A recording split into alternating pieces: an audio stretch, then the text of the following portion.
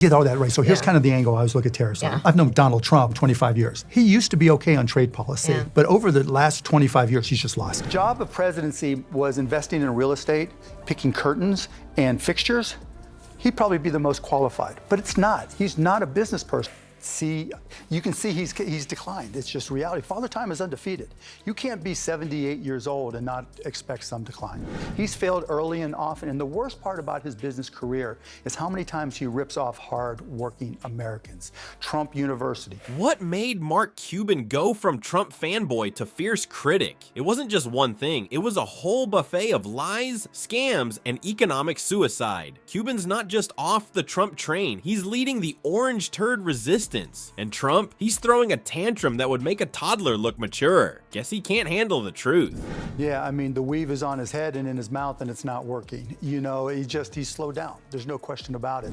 Before we move on, I'd like to ask you a small favor. If you appreciate this content, please take a second to like this video and subscribe to the channel. Over 98% of you watch the videos without subscribing. It costs you nothing, but it makes a huge difference to us. So, did you click the subscribe button? Great, thank you so much. Now, back to the video. Do you recall when Mark Cuban was obsessed with Trump? Yes, those days did exist. Cuban believed that Trump would be the political equivalent of a successful Shark Tank pitch. The Donald, in his opinion, was a welcome change in the stifling world of politics.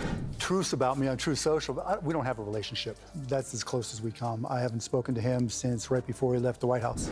Ready to shake things up like a bartender making a new cocktail. However, Cuban then made the decision to look into Trump's business history, and wow, what a mess he discovered. It wasn't pretty, like opening a dumpster on a sweltering summer day. I think he's ever run a company where you have to go deal with the fundamental basis of your business. He has no clue, and the worst part is, he doesn't care. Like a sandcastle at high tide, Cuban's obsession with Trump's outsider persona fell apart. He examined Trump University and Trump Soho more closely, and let's just say that they weren't exactly five-star hotels or Harvard-style schools. It turned out that a degree from Trump University was about as legitimate as one from Hogwarts. He's failed early and often, and the worst part about his business career is how many times he rips off hard-working Americans. Trump University.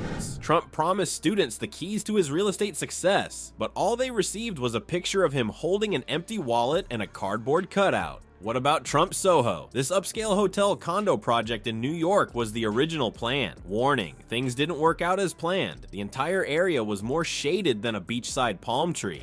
You don't think of Donald Trump and say, that was really nuanced in what he had to say about this position or his policy. You don't hear him talk in depth about policies at all. As it happens, people weren't exactly waiting in line to purchase condos that included the possibility of fraud investigations. Cuban began to see that Trump's image as an outsider was as authentic as his hair color. Trump Soho, Trump Foundation. When Michael Cohen was testifying in the New York trials, Michael Cohen took pride in the fact that he underpaid vendors. What a disappointment it was to be served a microwave dinner when you were expecting a five-star meal. Upon closer inspection, Cuban realized that Trump's business sense was as solid as a chocolate teapot.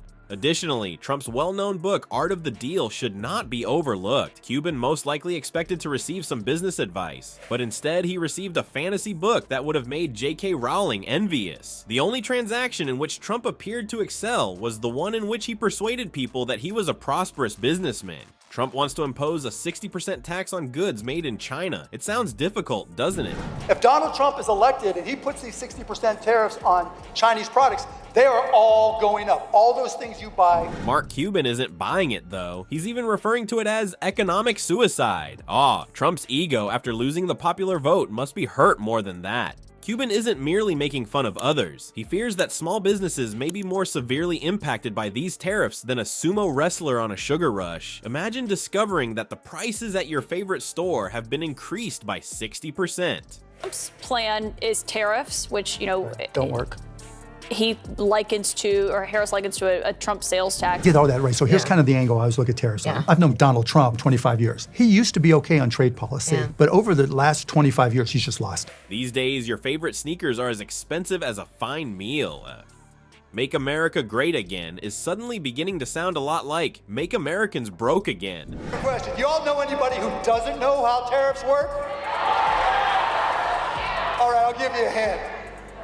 that other guy. But there's still more. Cuban is receiving more support from economists than Trump is from a fact checker. They claim that supply chains could be more disrupted by these tariffs than a toddler in a Lego store. And we are all aware of how agonizing that can be. Cuban doesn't mince words. In essence, he warns these tariffs are a Trump sales tax on commonplace good. Trump just crushed it. And it's not just crushing people's Christmases. Those small companies that support communities. Trump seems to be attempting to give us all the impression that we are spending more than a weekend at one of his ostentatious hotels. What a raw bargain. The Shark Tank star is especially concerned about the potential effects of these tariffs on small businesses. He claims that following a late-night tweet storm, their expenses would increase more quickly than Trump's Twitter following. The job of presidency was investing in real estate, picking curtains and fixtures.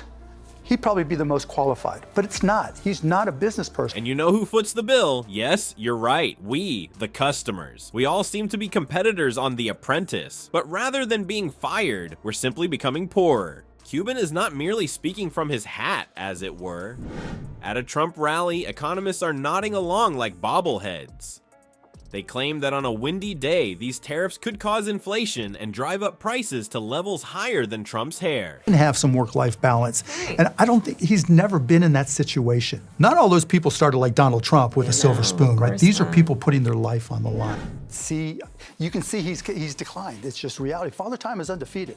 You can't be 78 years old and not expect some decline. You might start to question whether Trump's economic strategy was drafted on the back of a Mar-a-Lago napkin. What is Donald's response to all of this criticism? Naturally, in typical Trump fashion, his terms are loser and weak and pathetic bully. It is a case of the pot calling the kettle pink. It is similar to witnessing a fight in a kindergarten playground, but with less maturity and more spray tan.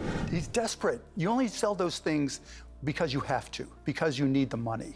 And it's obvious, look, people think he's this great businessman. People, it appears that Mark Cuban's incredible transformation from Trump supporter to vehement opponent is more than just a story about a billionaire. According to experts, Trump's political momentum can be seriously damaged when influential people like Cuban start disparaging him.